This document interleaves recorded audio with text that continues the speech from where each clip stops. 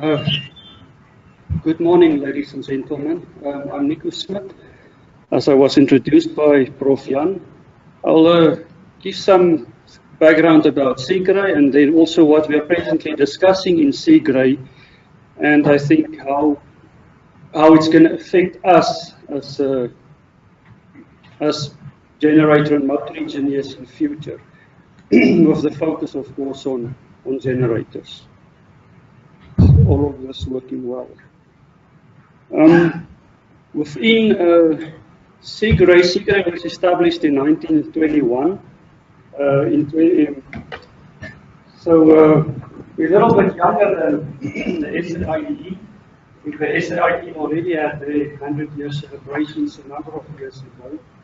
Our 100-year celebrations will be in 2021.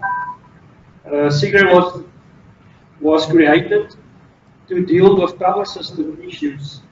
And as you can see, there's quite a number of study committees within SAIEE dealing with equipment, rotating machines, transformers. This used to be switchgear, but they are dealing now with distribution and transmission equipment. And then there's cables, overhead line substations, HVDC, detection automation, and then all the system study committees.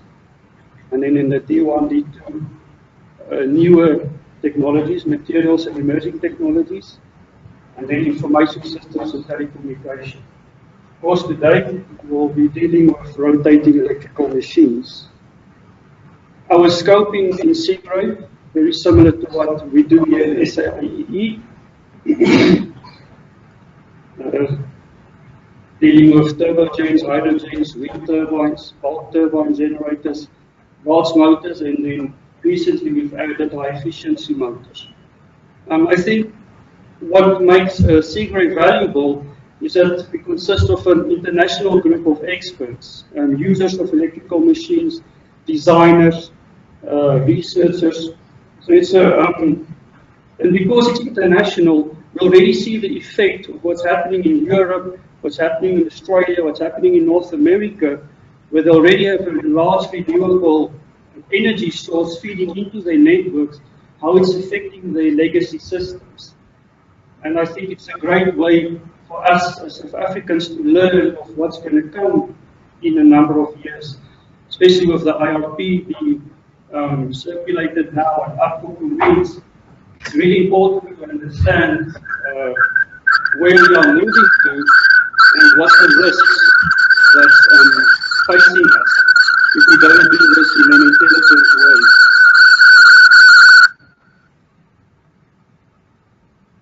intelligent way. As introduction, us as electrical engineers and rotating machine engineers rely heavily on standards to guide us and to ensure that we get a quality product. Our way of acting with manufacturers and to be sure that everything is developed to a specific standard. In our world, we rely heavily on IEEE 60034, and specifically for this presentation, that's 3, and IEEE 350.30, dealing with large turbo generators. They are recognized standards. Whenever we create the works information, we reference these standards to be sure that the products we get is according to a specific quality and performance standard. They're internationally well established, and compliance with them gives also manufacturers a method to standardize equipment.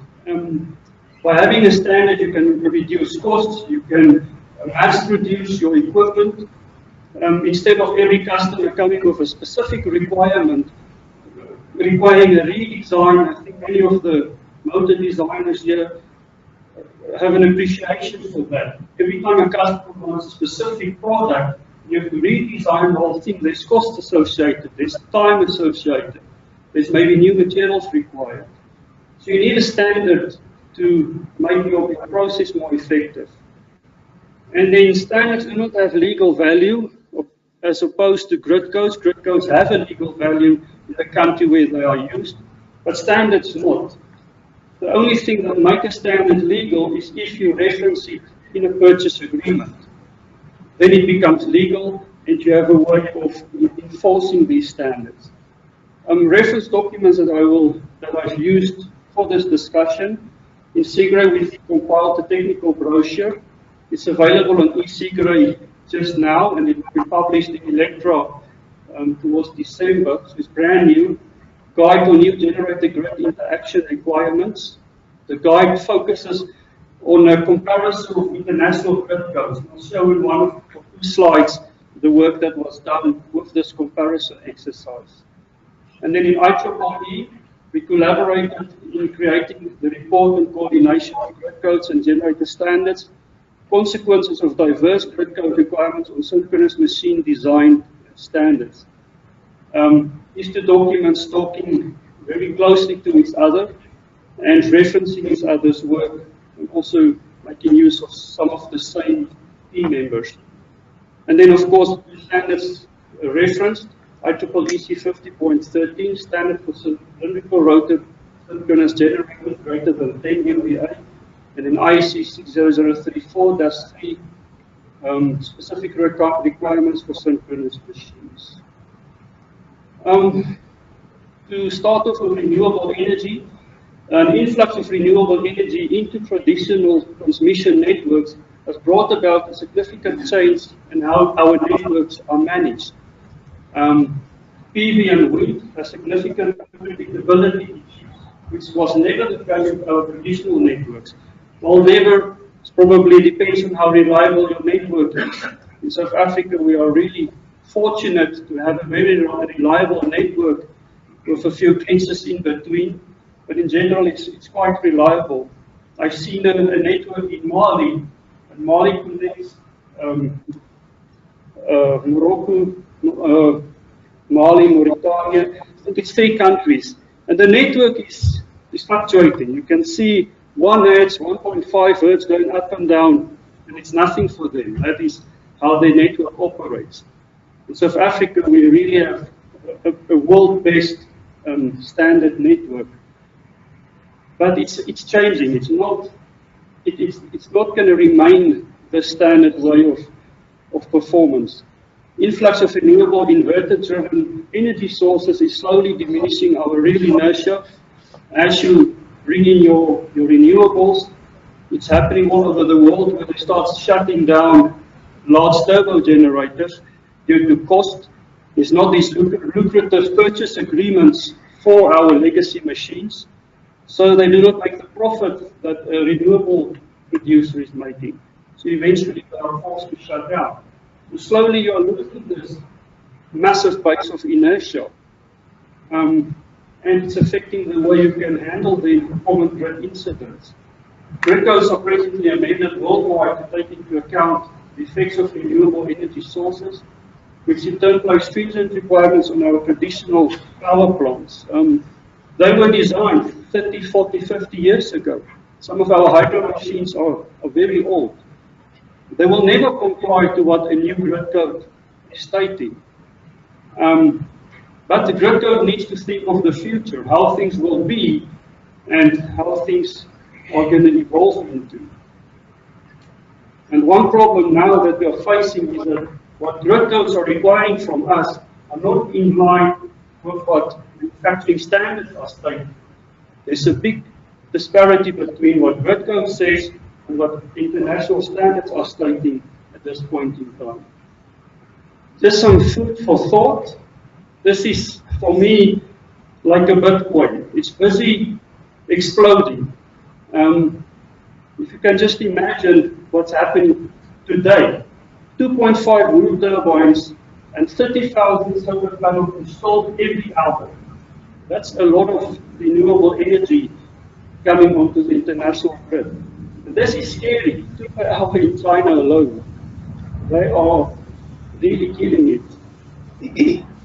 We will reach 28% of our total global power generation from renewable energy by 2021.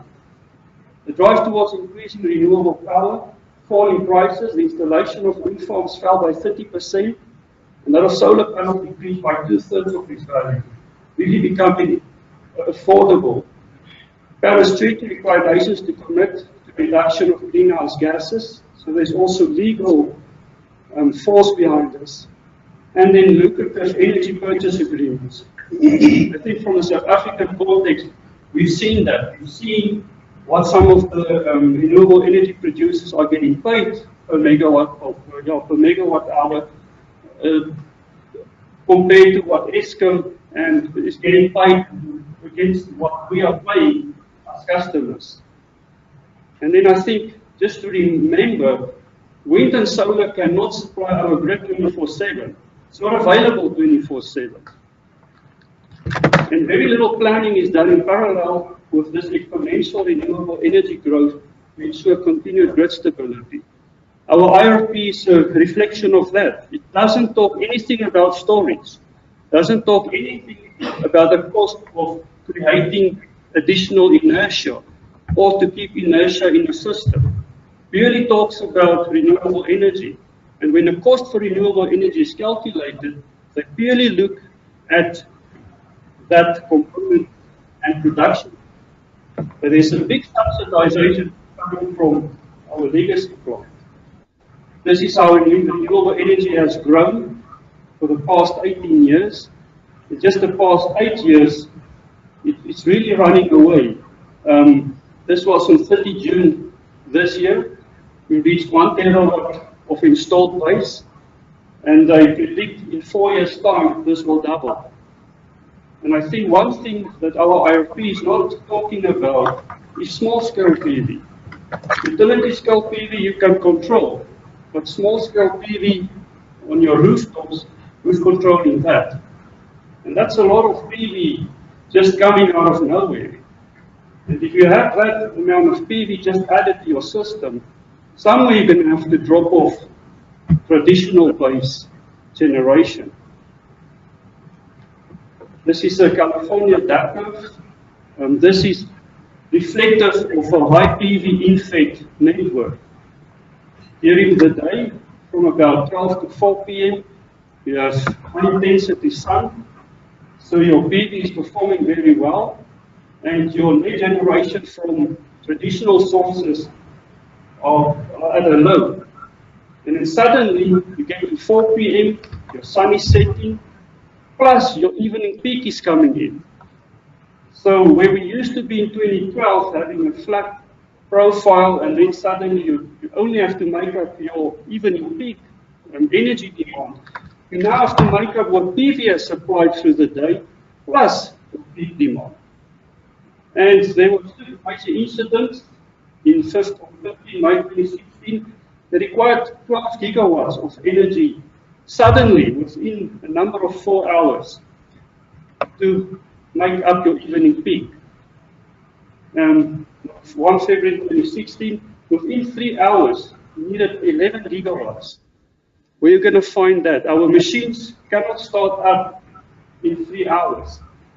Your shutdown coal-fired plant, even gas turbines that are not ready and spinning, you're going to struggle to make up 12 gigawatts or 11 gigawatts in a time space of 3 hours.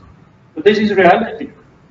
And this load ramp means our machines must suddenly pick up this energy.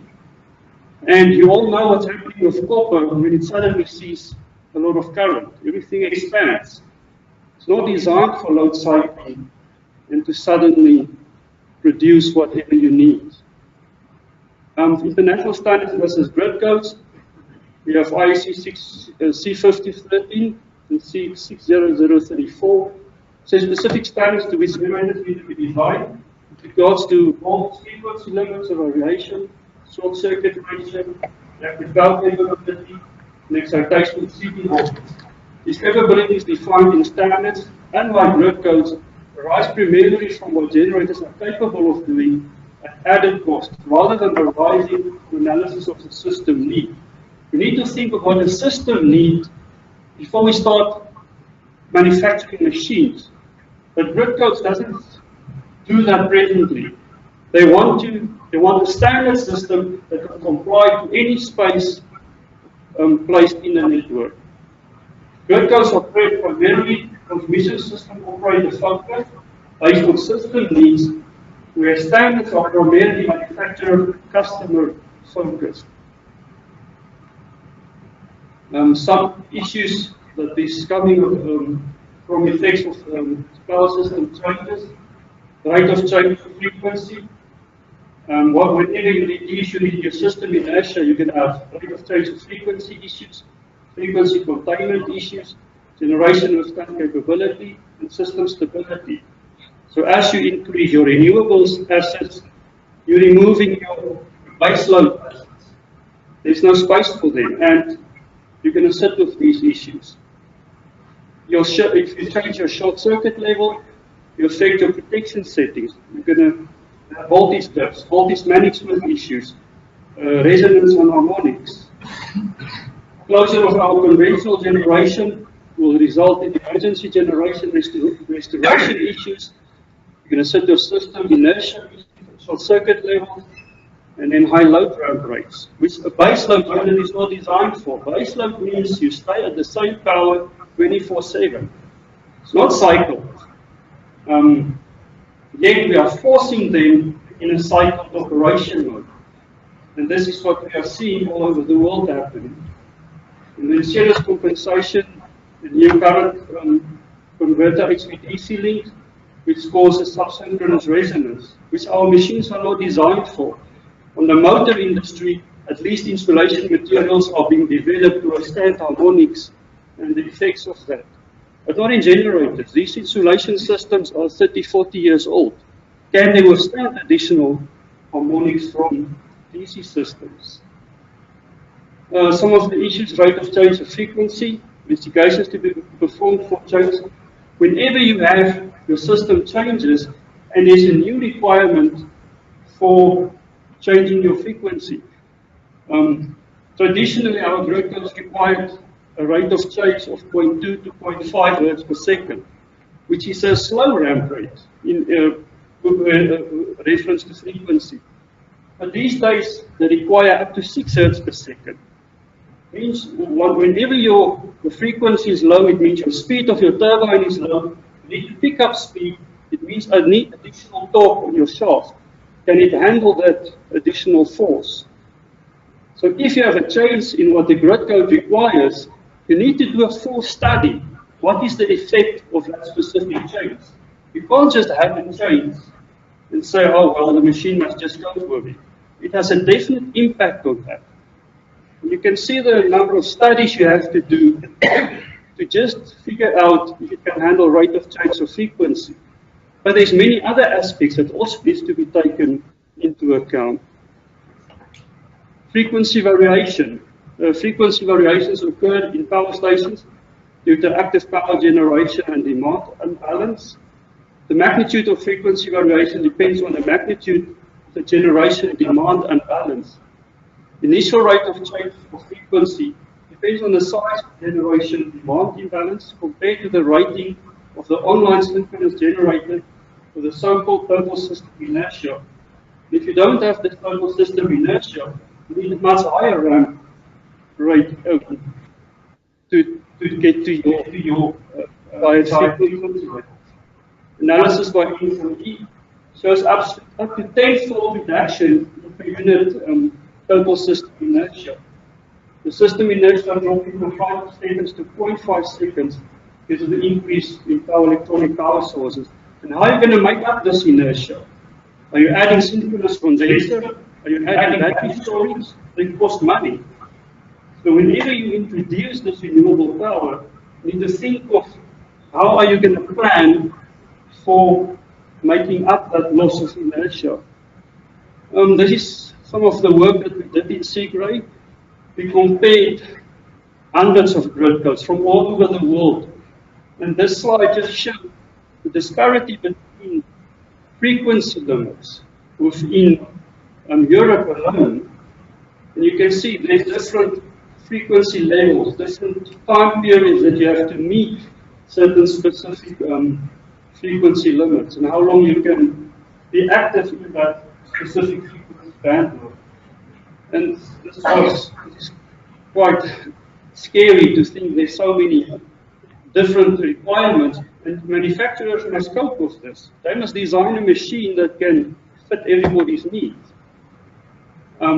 This is the rest of the world. There's Argentina, India, South Africa, down in the Philippines. It's crazy for a manufacturer to design something like this. So SAIEE did something good. They created a grid code that envelopes all of this, that says, okay, this is how we will operate in Europe, and the machine only has to comply with what we say here now.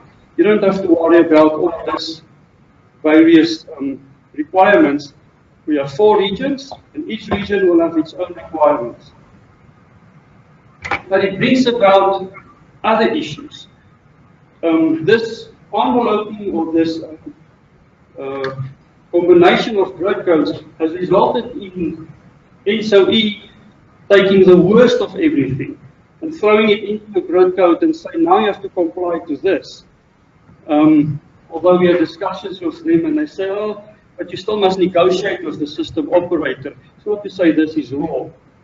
But just to look at volt frequency requirements, we normally have a plus minus 5% voltage variation in our designs. That is what IEEE and IEC also requires.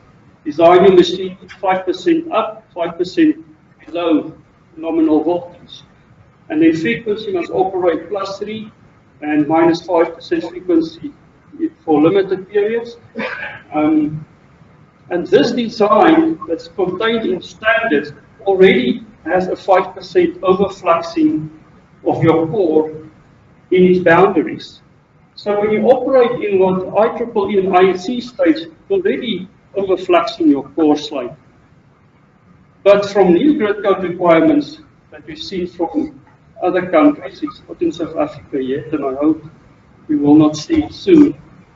But they require now continuous operation plus minus 10% voltage. We have no machines like that. Our machines are designed plus minus 5%. And then for time limited operation, 15% over voltage for 60 minutes. Our machines can't handle this. They are not designed for that. The insulation, water strength levels are not really going to be able to cope with that. And then your frequency limits up to minus 4%, up to 90 minutes, minus 6%, up to 20 seconds. And this means above that 5% overflux, you're going to add another 5% more flux for continuous operation if you operate in your worst case high voltage under frequency situation, and 12% more flux for time limit, 12% above the 5% time limited operation. This is just to show the difference between what standards require and what grid codes are saying. There's a slope. As you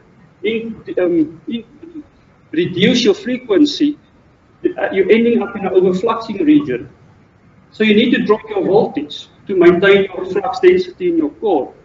But grid code just have a straight line, there's no slope.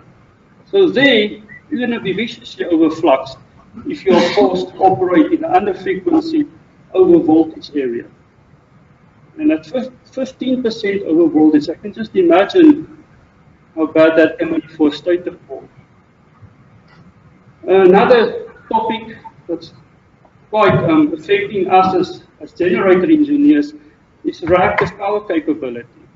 Traditionally, grid codes and standards are stating that your power factor requirement must be stated at the generator terminal, same as the motor.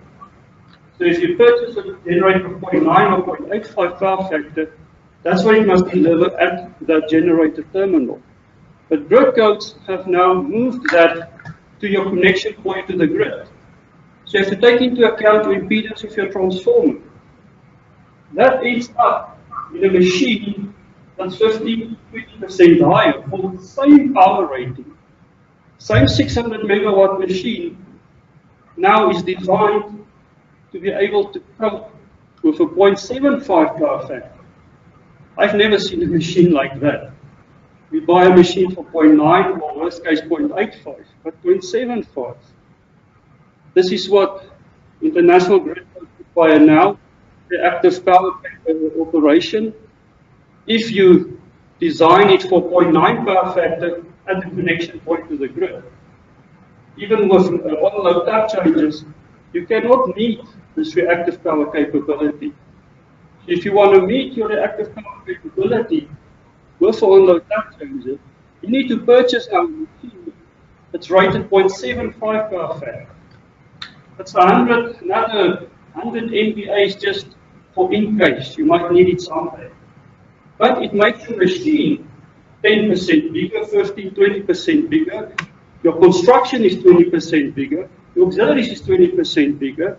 Your export system is 20% bigger. It needs to take care of that export power. So it's a big impact.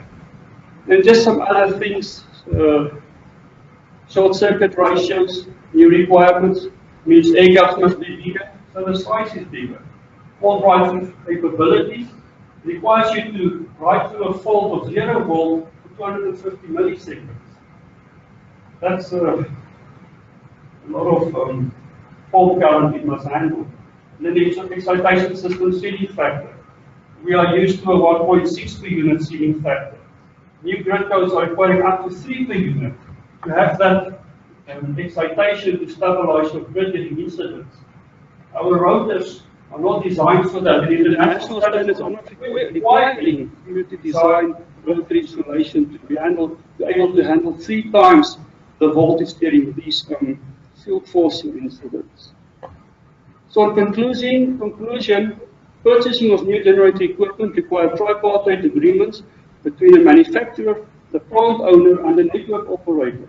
One-sided enforcement is going to be very costly. If you just do what the grid code says, you're going to sit with massive over-designed machines that you might never use. Grid of the future need to be robust by design, therefore need a balanced approach. Need to be systematically built. Therefore, we need regulation with regards to the introduction of renewable energy. We can't just let it go and say install whatever you want. You're going to sit with small-scale PV appearing on everybody's roof and a massive ingress of renewable power, and our grid is not ready for that. And at present, popular large-scale renewable technologies cannot support a standalone renewable energy source network without having real inertia and large capacity storage. We need to retain real inertia, and we need to add large capacity storage. That needs to be part of the cost of your renewable energy. Somebody has to budget for this, and somebody has to pay for this. Planning for renewable energy needs to consider cost and technology available to establish storage and retain or add real inertia. This is not considered in the IRP. The current technology balanced renewable grid requires unique baseline generation. You need controllable, predictable, flexible generation. This is not our baseload. You need this additional. Our baseload are not designed for this. It must be load cycling capable. You need spinning reserve. You need fast response energy. Gas turbines plus battery hybrids is a good solutions for this. But it's expensive and for small capacity. You need heating generation and you need PV and wind. This is just a table from Italy showing the different energy sources and how they can handle grid incidents. It's only our baseload, bulky, high inertia machines that can really handle all conditions that the grid requires. Inverter-based interconnections can't handle this. You need at least a 4 to be able to go through every grid incident. There's nothing yet inverter-based that can handle that yet. So we still have a lot to do. Introduction of large-scale renewable energy sources is causing an unpredictable network with very high load run rates, which are presently damaging legacy generating equipment. Real inertia, which is a real inertia contributor, resulting in premature equipment failures. Our machines need more maintenance, more frequent maintenance, more costly maintenance because of load cycling. And this is just my conclusion. Exponential increase in renewable energy we saw the exponential increase, equals exponential increase in legacy generating equipment failure and closure, due to its cost as well as damage to the equipment, equals exponential decrease in real inertia and real grid stability, instability, and reliability. It's there, it's going to happen. You need to be prepared. Thank you.